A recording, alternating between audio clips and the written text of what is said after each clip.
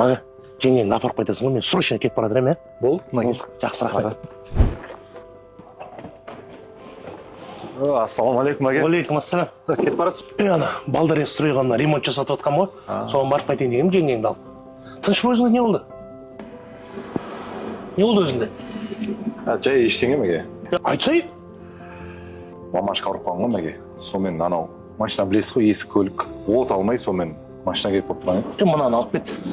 Кетерлі болмай ма екен мәге? Түссе машинадан. Бар, смело отыршы ба. Кілт ішіне тұр. Барып айдап кете бер. Давай.